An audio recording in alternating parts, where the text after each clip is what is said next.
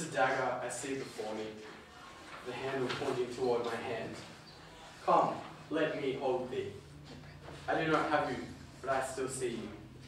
Faithful apparition, isn't it possible to touch you as well as see you? Or are you nothing more than a hallucination of the mind, coming from my fevered brain?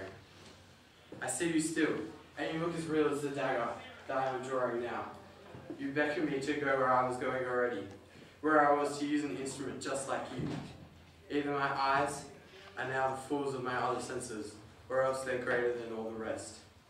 I see you still, and on your blade I see drops of blood that were not there before. There's no dagger here. It's the bloody business at hand that gives me these visions. Now half the world is asleep, seemingly dead, and abused by wicked dreams. Now witches offer their sacrifices to their goddess Hecate. An old man murder, roused by the howls of his wolf, stalks hungrily toward his intended, like a ghost. You firm and solid earth, don't listen to the direction of my steps. I fear the very stones will chatter my location and break this terrible stillness of this moment, a silence that is so appropriate for my task. While I stay here talking, Duncan lives. The more I talk, the more my courage cools. Ding dong, ding dong. I go, and it is as good as done. The bell calls me. Hear not the bell, Duncan, for it summons you to heaven or to hell. That's the end of the first scene. Just keep going. You can cut it out and just leave it. That which made the servants drunk has made me bold. The liquor that quenched their thirst has given me fire. Listen, quiet. That was the owl that shook, wishing a good night that tolls like the executioner's bell. Macbeth must be at the task now. The doors to Duncan's chamber are open, and the sodden serpents make a mockery of their duties. I have drugged their drinks, so that you cannot tell if they live or they are dead.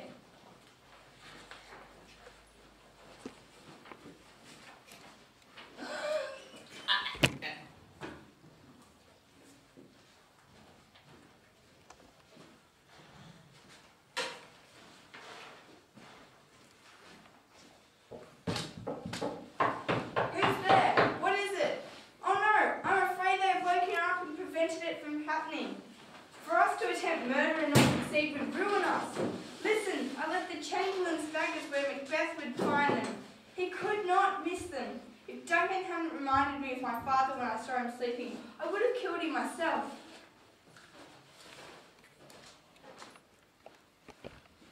My husband. I have done the deed. Did you hear a noise? I heard the owl scream and the crickets cry. Did you not speak? When? Now. As I descended. Yes. Who's sleeping in the second chamber? Donald Bain. This is a sorry sight. That's a foolish thing to say. One of the servants laughed in his sleep, and one cried murder, and they woke each other. I stood and listened, but then they said their prayers and went to sleep. Malcolm and Donald Bain are asleep in the same room. One servant cried, God bless us, and the other replied, Amen, as if they had seized me with these bloody hangman's hands. Listening to their fear, I could not reply, Amen, when they said, God bless us. Don't think of it. But why couldn't I say Amen? I had the most desperate need of God's blessing, but the word Amen stuck in my throat. You can't think of our deeds that way. That is the way to drive us mad. I heard a voice cry, sleep no more. Macbeth does murder sleep. Innocent sleep, sleep that soothes our worries, that kills each day, that relieves weary labourers and heals hurt minds. Sleep the main course in life's great feast, chief nourisher of nature. What are you talking about? The voice kept crying, sleep no more. Through all the house, Macbeth has murdered sleep, and therefore Macbeth will sleep no more. Who was it that cried this? Why do you make yourself become weak when you think like this? Go get some water and wash this bloody evidence from your hands. Why did you carry these daggers out of the room? They must be found there. Go, carry them back, then smear the sleepy guards with blood. I can't go back. I'm afraid even to think about what I've done. I dare not look at it again. Coward, give me the daggers. The dead and sleeping can't hurt you any more than pictures can. Only children fear the picture of the devil. If Duncan bleeds, I'll anoint the guards with it, for they must seem like the guilty ones. Where is that knocking coming from? What's happening to me? That every noise terrifies me. Whose hands are these? Ha! They're blocking out my eyes. Can all the water in the ocean wash its blood clean from my hands? No. This hand will stain the sea scarlet, toning the green waters red. My hands are as red as yours, but I would be ashamed if my heart were as white. I hear knocking at the south entry. Back to our chambers. A little water will wash away all our guilt. It's so easy. Has your resolve abandoned you? Listen, more knocking. Put on your nightgown in case someone comes and sees that we're awake. Don't let yourself get so lost in your thoughts. I'd rather fall unconscious than think any more of my deeds. Wake Duncan with your knocking. I wish that you could. Next scene.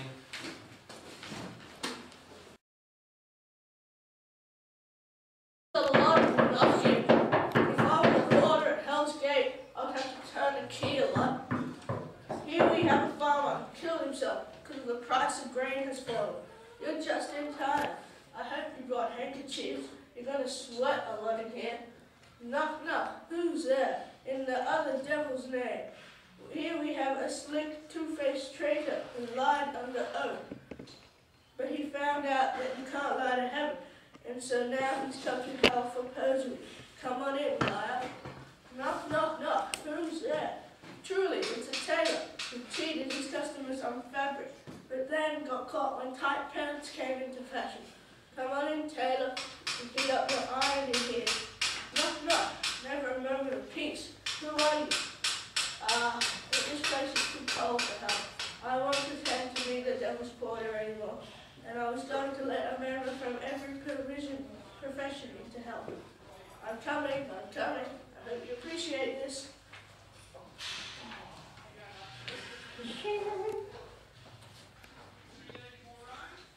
Did you go to bed so late, my friend, that you're having a hard time getting up now? That's right, sir. We were drinking until the second cock crowed, and drink, sir, makes a man do three things. What three things would that be? Truly, sir, it turns your nose red, puts you to sleep, and it makes you urinate. Lust, it turns on, but also turns off. It gives you the desire, but takes away the performance. Therefore, excessive drink is a traitor to your lust. It gets you up, but it keeps you from getting off. Persuades you and discourages you, and makes you stand at attention, if you know what I mean. But then you fall down. I believe drink did all this to you last night. It did, sir, but then I got even with the drink, messing me with like that. I threw it all up. Is your master awake? Our knocking woke him up. Here he comes. Good morning to both. Good morning, noble sir. Is the king awake, worthy thane? Not yet.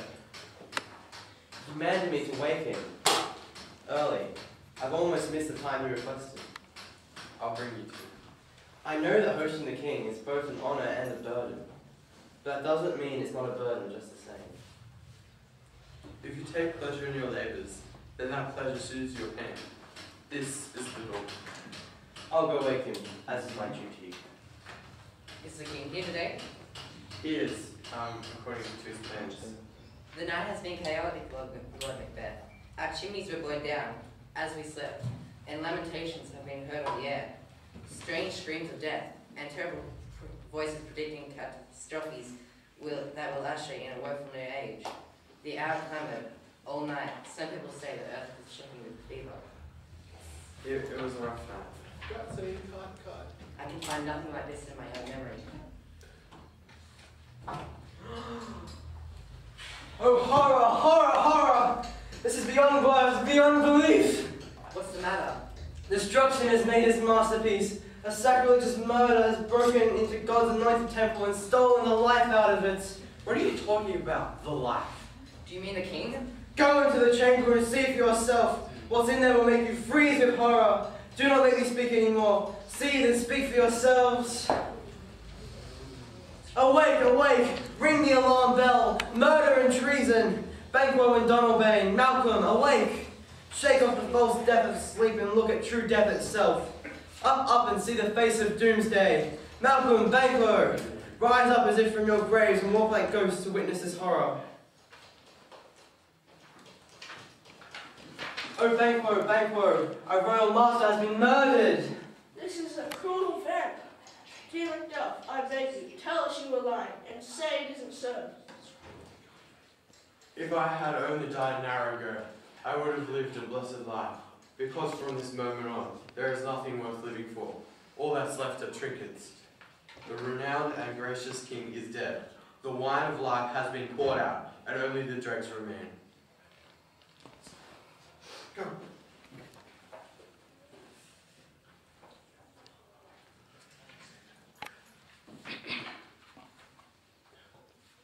That's not me.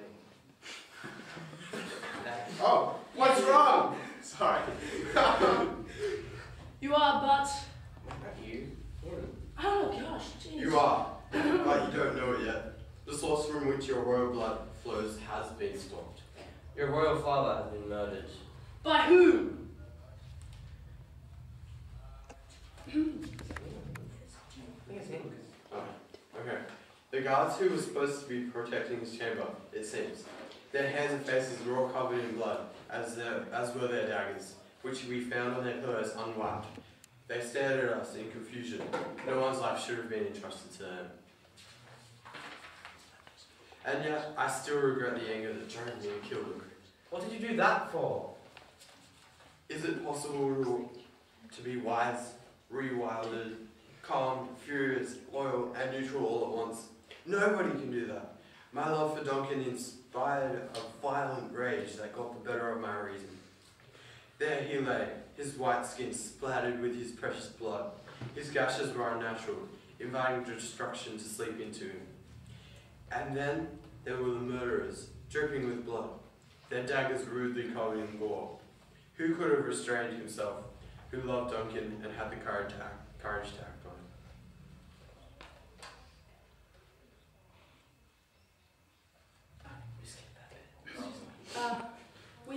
We are keeping quiet, brother. We two princes have the most to say about this matter. What can we say here? Where danger may be waiting to strike us from anywhere. And the time hasn't come yet for us to turn our deep grief into action. Let us free from here, and our teeth have not yet sprung.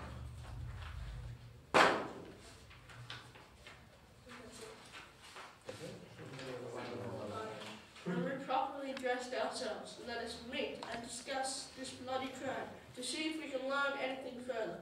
Fears and doubts shake us now. I put myself in God's hands, and with his help, I will fight the secret plot behind this treasonous murder. So will I. So will we all. Let us dress quickly and then meet in the hall. Agreed. Wait. We'll just cut it out. Stop it now. What will you do now, brother? Let us not stay here with them. Liars can easily fake sorrow, when in reality they feel none. I will go to England. Well, I will go to Ireland. We'll both be safer if we go separately. Wherever we go, there'll be danger behind men's... Danger! Dagger. There'll be daggers behind men's smiles, as closely related as we are to Duncan. That's how close we are to being murdered. A murderous arrow has been shot, but it hasn't landed on us yet.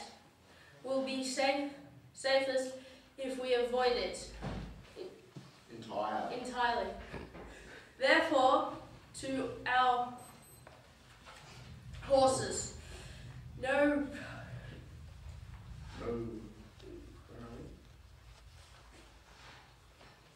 polite goodbyes. We'll just steal ourselves away. This kind of thing is justice. When mercy itself has fled. And then we won't go. Cut.